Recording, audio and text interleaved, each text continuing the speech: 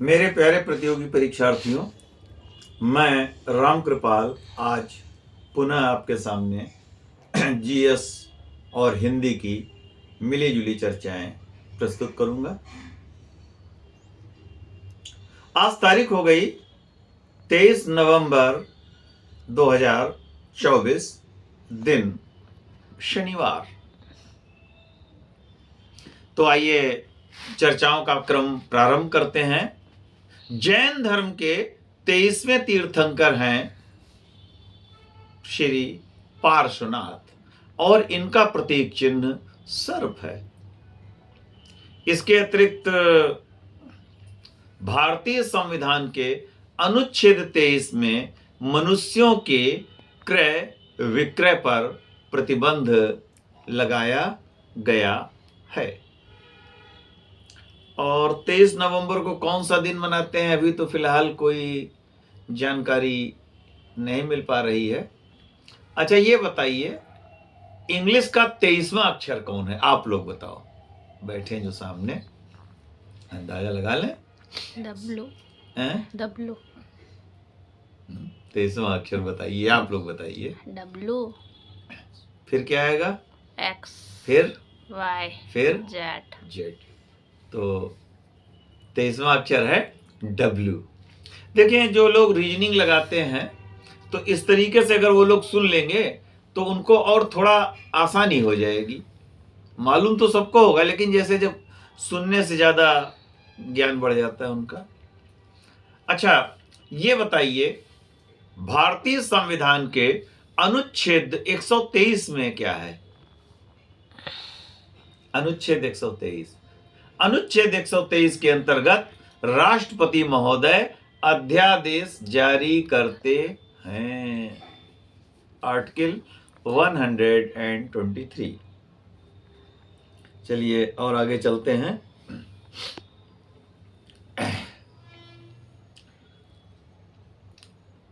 सरदार वल्लभ भाई पटेल को सरदार की उपाधि किसने दी थी? बारदोली की महिलाओं ने दी थी। अगर वैसे गांधी जी ने भी कहा इनको सरदार एक आध जगहों पे, तो लेकिन अगर बारदोली की महिलाएं दी हों तो पहली वरीयता उनको दी जाएगी। इनको भारत का लौह पुरुष कहा जाता है। हेमेटाइट, सिडेराइट, मैग्नेटाइट, लिमोनाइट, ये सब लोहे के अयस्क हैं। भारत के पहले गृह मंत्री और उप प्रधानमंत्री सरदार वल्लभ भाई पटेल बने थे। हालांकि इनका पूरा नाम था सरदार वल्लभ भाई जाबेर भाई पटेल। 31 अक्टूबर इनका जन्मदिन है, जो राष्ट्रीय एकता और अखंडता दिवस के रूप में मनाया जाता है। चलिए आगे चलते हैं इसी क्रम को बढ़ाते हुए। संविधान सभा की पहली बैठक कब हुई बताइए? आराध्या जी, संविधान सभा की पहली बैठक कब हुई बताएं? 9 दिसंबर 1946। 9 दिसंबर 1946, सोमवार वाले दिन। अच्छा, ये बताएं कि ये बैठक कहाँ हुई, किस जगह हुई? मालूम है? ये काउंसिल चेंबर दिल्ली में हुई है भाई। आप कहाँ चले जाते हो निशान? ये काउंसिल चेंबर के पुस्तकालय भवन में हुई है। पहली बैठक जो है काउंसिल चेंबर के पुस्तकालय भवन में हुई थी।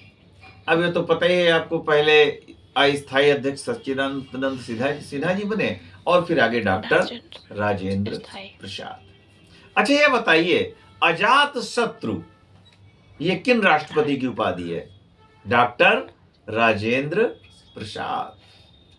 वैसे अजात शत्रु नाम के प्राचीन काल में शासक भी हुए, उनकी उपाधि कुणिक थी, जिन्होंने गंगा और सोन नदी के संगम पर एक गांव बसाया था। जिसका नाम था पाटलिग्राम, और वही आगे चलकर उनके पुत्र अज उदयन ने वहीं गंगा और सोन नदी के संगम पर उसी पाटलिग्राम को पाटलिपुत्र के रूप में, यानी एक नगर के रूप में बदल दिया और उसे राजधानी बनाया। गंगा और सोन नदी का संगम, हालांकि वहां एक पुनपुन नदी भी है स्थानीय, और कुछ छोटी छोटी अन्य नदियां हैं। आगे चलते हैं। केंद्रीय नमक अनुसंधान संस्थान कहां है? भावनगर, गुजरात। भावनगर, गुजरात, नमक अनुसंधान संस्थान।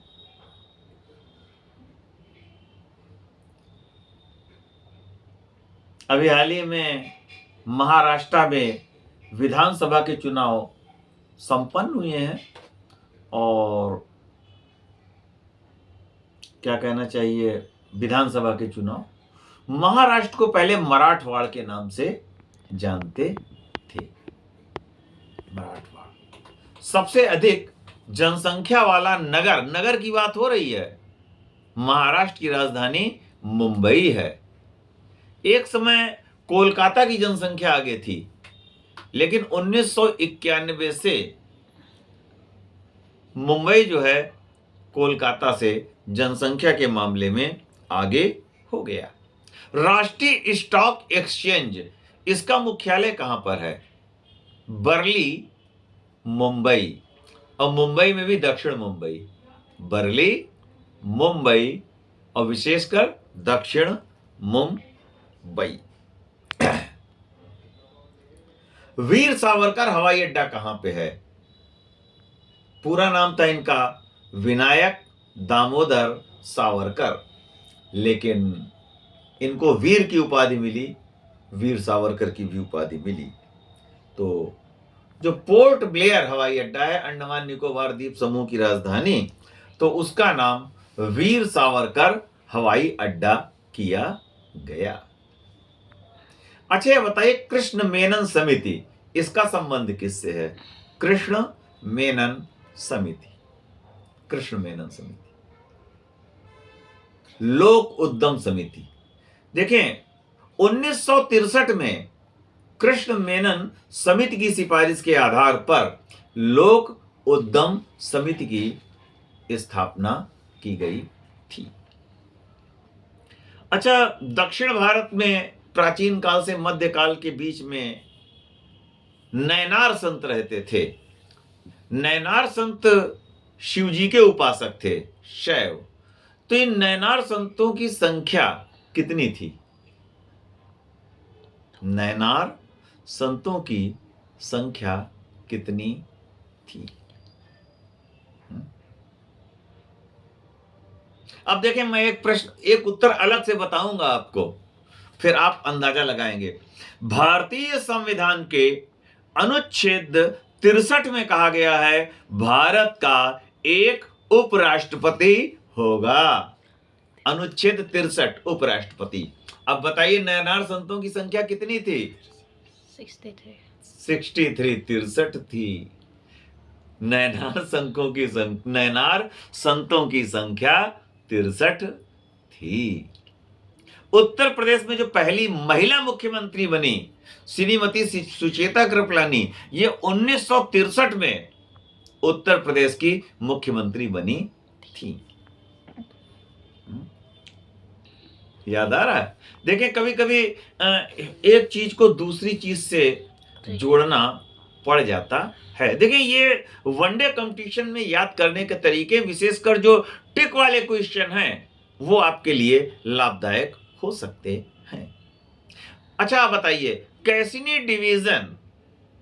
डिवीजन किस ग्रह से संबंधित है? कैसिनी डिवीजन, आप बताइए। शनि से संबंधित है। निशांत जी, आप भाई, आराध्या ने तो सही बताया, थोड़ा आप ध्यान दिया करें, आप मालूम होते हुए आप गलत कर जाते हैं। कैसिनी डिवीजन का संबंध है शनि ग्रह से, सैटर्न, ठीक। और ये तो पता ही है कि शनि के चारों ओर वलय पाए जाते हैं।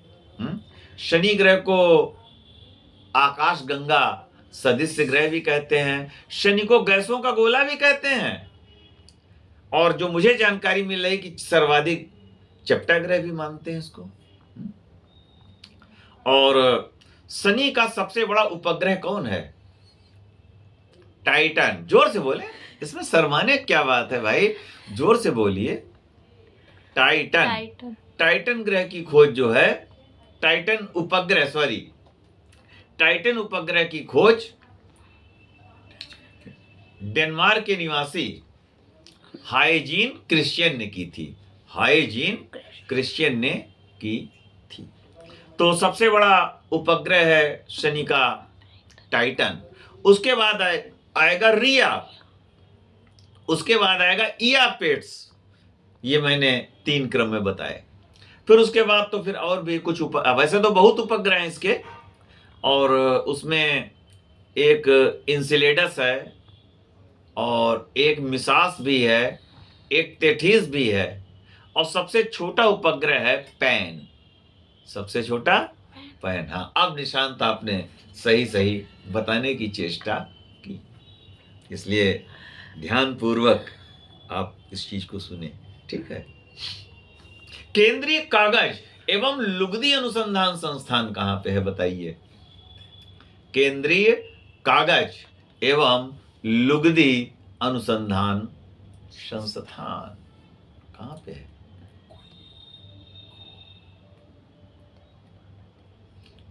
ये पड़ेगा सहारनपुर। कहां पे है? सहारनपुर। सहारनपुर में है। अच्छा, चलिए बताइए, अर्कजा किस नदी का पर्यायवाची? अर्कजा जो है किस नदी का पर्यायवाची है? वो नदी निशांत आपने तो देखी होगी, आराध्या जी ने देखी, जहां तक मेरा विचार नहीं है।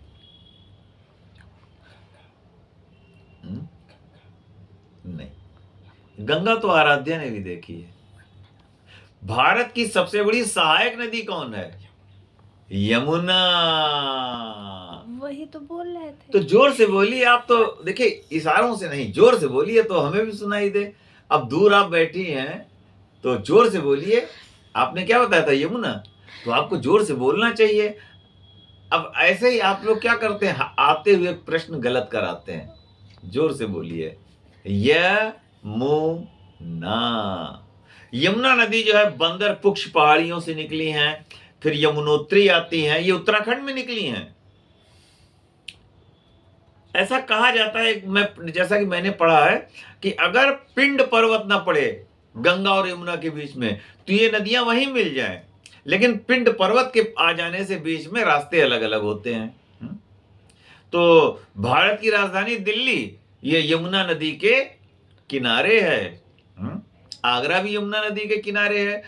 उत्तर प्रदेश का बटेश्वर ये भी यमुना नदी के किनारे है। ये और क्या कहना चाहिए, कालपी ये भी यमुना नदी के किनारे है। बाकी तो तमाम स्थान यमुना के किनारे हैं।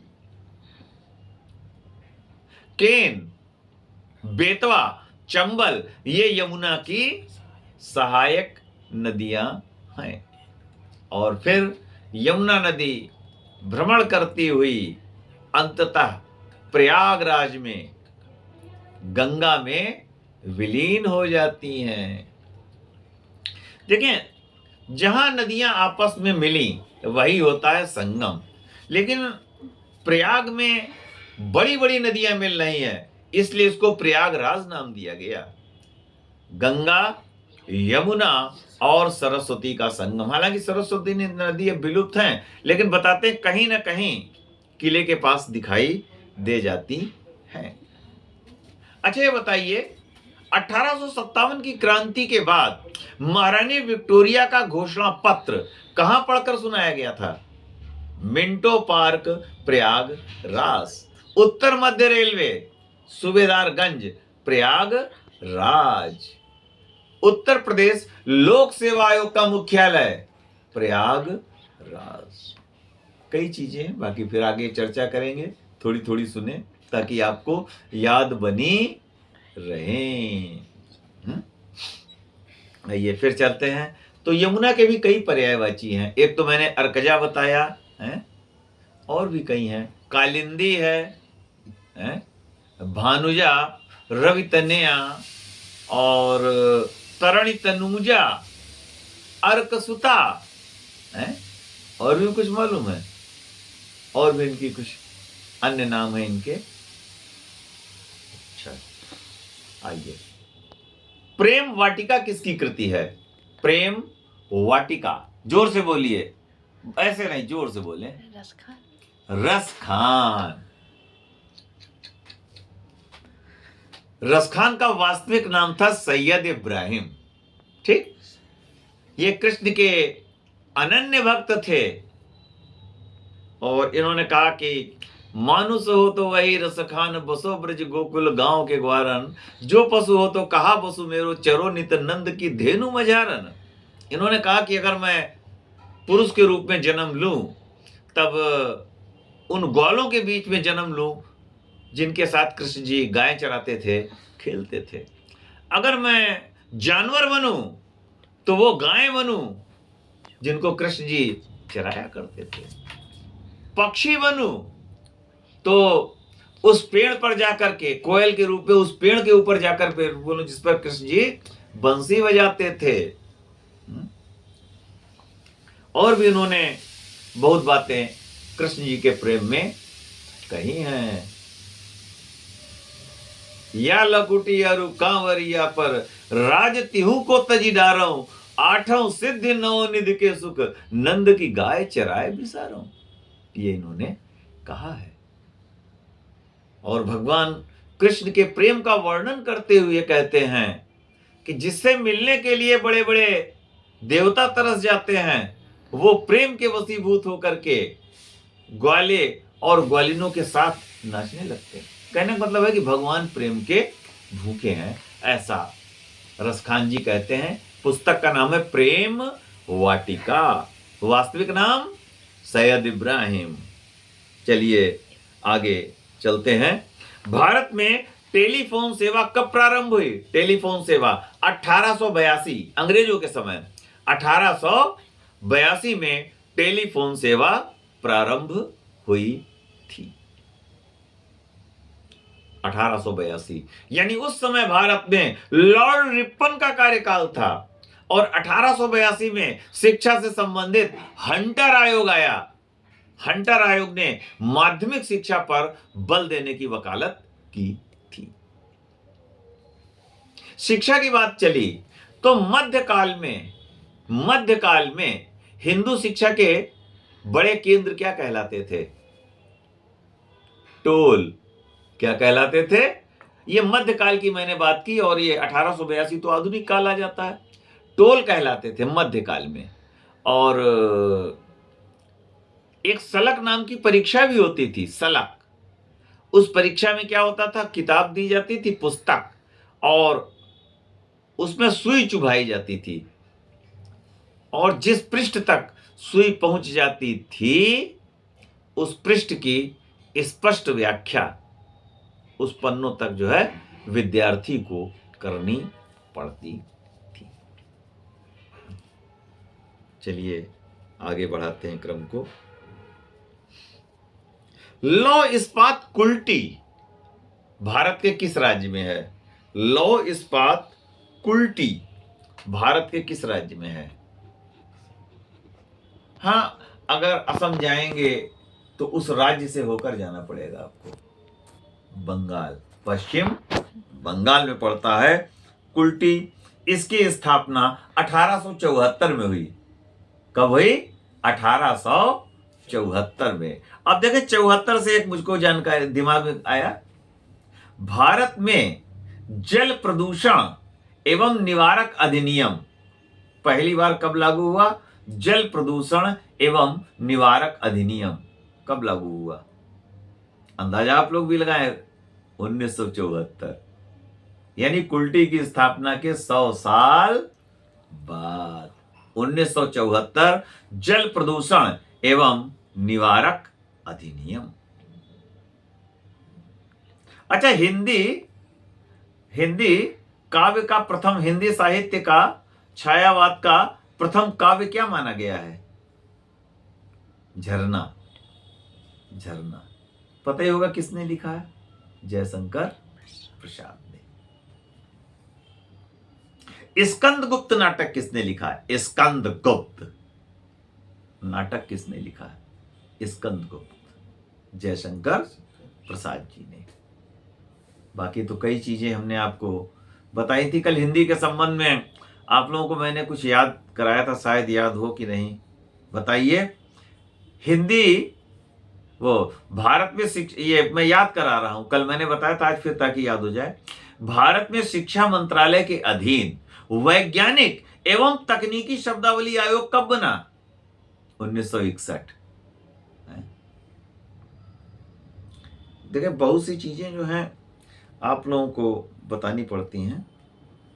अच्छा, सहकारिता क्षेत्र में भारत का, सहकारिता क्षेत्र की बात हो रही है। वैसे तो भारत का सबसे बड़ा उर्वरक कारखाना, सॉरी भारत में पहला, मैं बड़ा बोल गया, कि भारत में पहला उर्वरक कारखाना सिंदरी झारखंड में खोला गया था। भूरी क्रांति का संबंध उर्वरक से है। तो लेकिन अब हम कह रहे हैं कि सहकारिता क्षेत्र का भारत का पहला उर्वरक कारखाना कहां स्थित है? सहकारिता क्षेत्र का भारत का पहला उर्वरक कारखाना कहां स्थित है?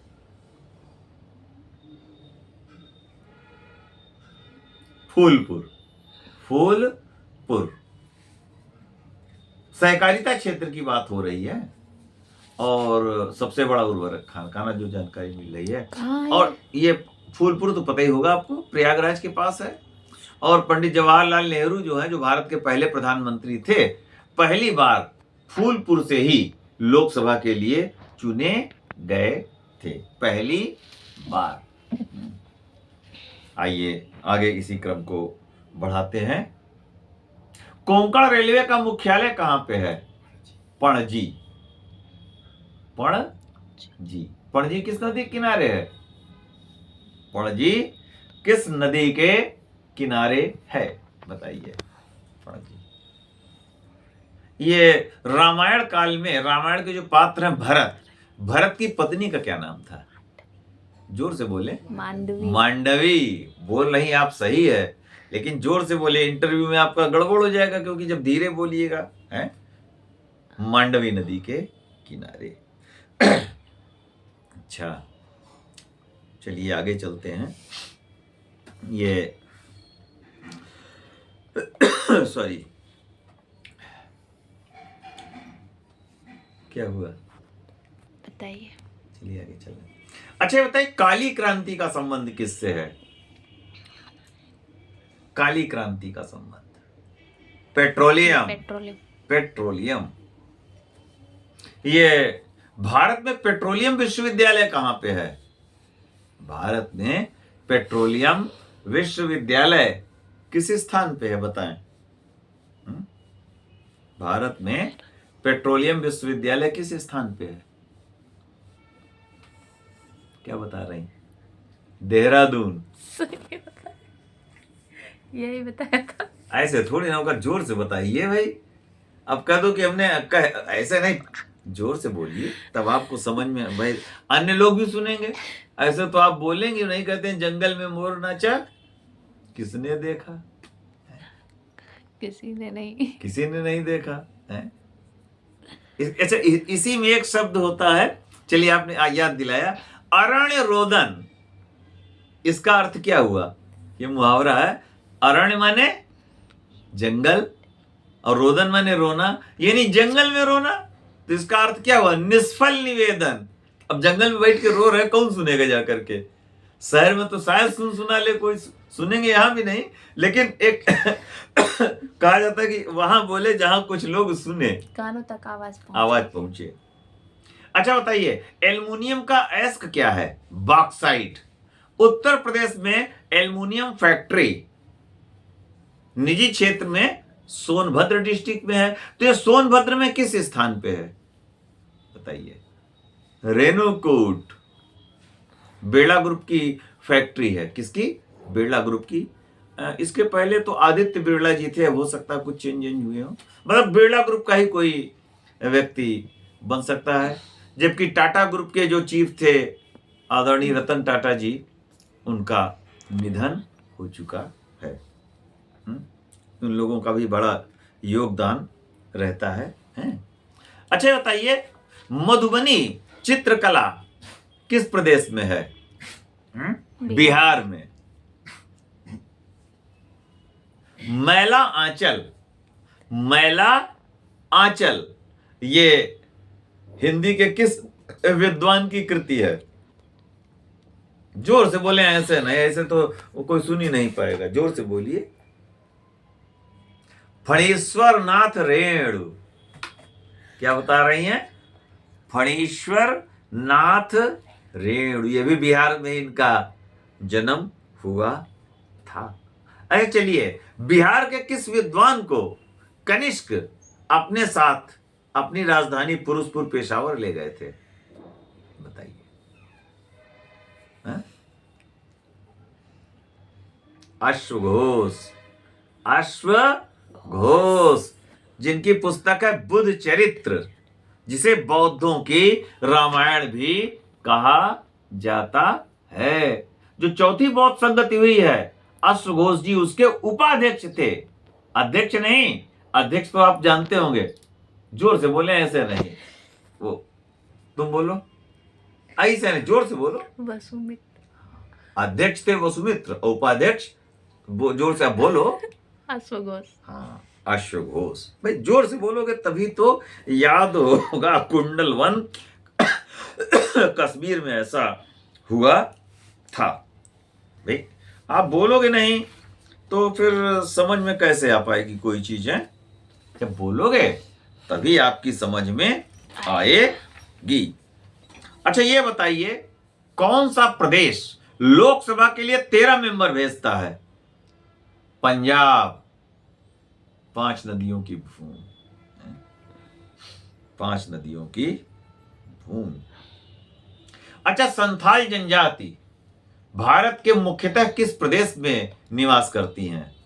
संथाल जनजाति झारखंड है। वैसे तो बहुत जनजातियां हैं वहां पे। संथाल, सावार, सौरिया पहाड़ियां, मुंडा, माहली, चेरो, किसान, हो, ये सब जनजातियां वहां निवास करती हैं। अच्छा बताइए, अभी हाल ही में किस लोक नृत्य को नवा लोक नृत्य क्या, अब किसको जो है नवा शास्त्रीय नृत्य बनाया गया है? छऊ। छऊ जो नृत्य है उसको शास्त्रीय नृत्य का दर्जा दिया जा चुका है। ये विशेषकर कहां कहां पे है? झारखंड में है, पश्चिम बंगाल में है और उड़ीसा। हालांकि बिहार भी है थोड़ा बहुत। कुछ मिले जुले इलाके हैं ना, तो ये सब उसमें अलग अलग उसमें है, ये सब उसमें चलते रहते हैं। अच्छा ये बताइए, दचिग्राम अभ्यारण्य भारत के किस प्रदेश में है? दचिग्राम अभ्यारण्य, दचिग्राम अभ्यारण्य। वहां इस समय ठंड पड़नी प्रारंभ हो गई, बहुत ज्यादा ठंड पड़ रही है, हैं? Jammu and Kashmir, Jammu and Kashmir. अच्छा, गद्दी जनजाति कहां निवास करती? हिमाचल प्रदेश, हिमाचल प्रदेश। अच्छा, हिमालयन, हिमालयन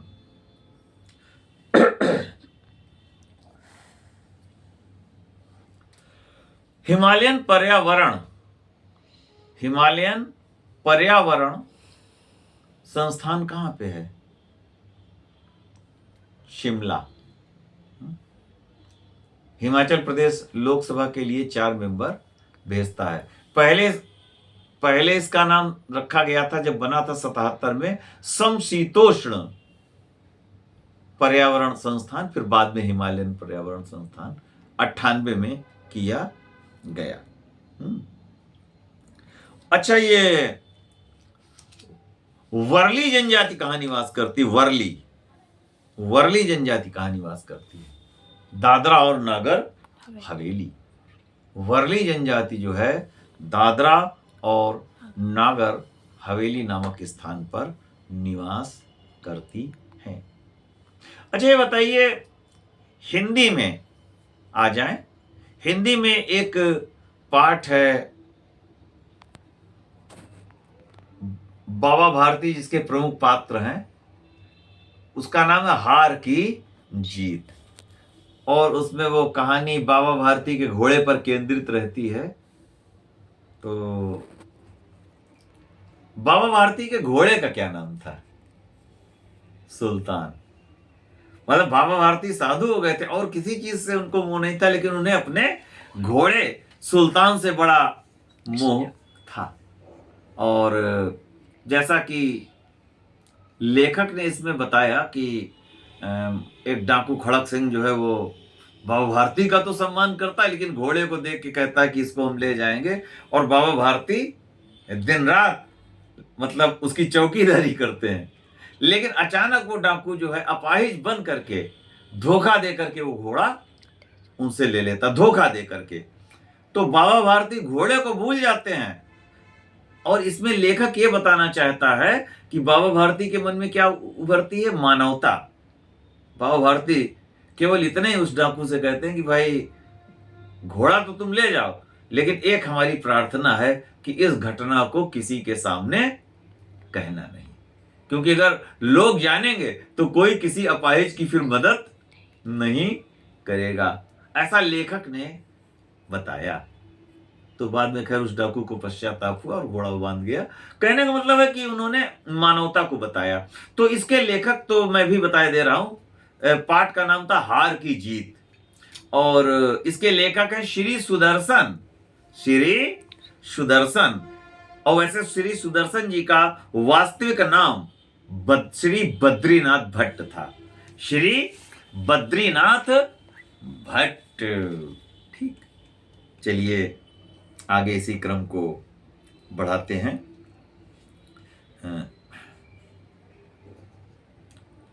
चलिए, समय धीरे धीरे जा रहा है, समय हो रहा है धीरे धीरे।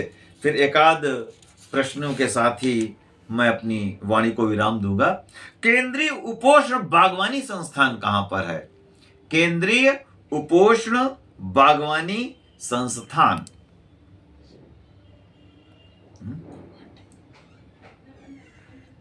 लखनऊ। केंद्रीय उपोष्ण बागवानी संस्थान ये पड़ता है लखनऊ में। बिल्ली को उधर रखिए भाई, हैं? काली बिल्ली आ गई। अच्छा ये बताइए, बिल्ली का वैज्ञानिक नाम क्या है? फेलिस कैट्स बिल्ली का वैज्ञानिक नाम फेलिस कैट्स, ये इसका भाई वैज्ञानिक नाम है। इसी के साथ एक प्रश्न और, फिर मैं अपनी वाणी को विराम दे दूंगा। ये पर्यावरण से संबंधित भारतीय विद्यापीठ, इसका मुख्यालय कहां पे है? इसका मुख्यालय पुणे। तो मेरे प्यारे प्रतियोगी परीक्षार्थियों, मैं अपनी वाणी को विराम दे रहा हूं और आपने सुना। धन्यवाद।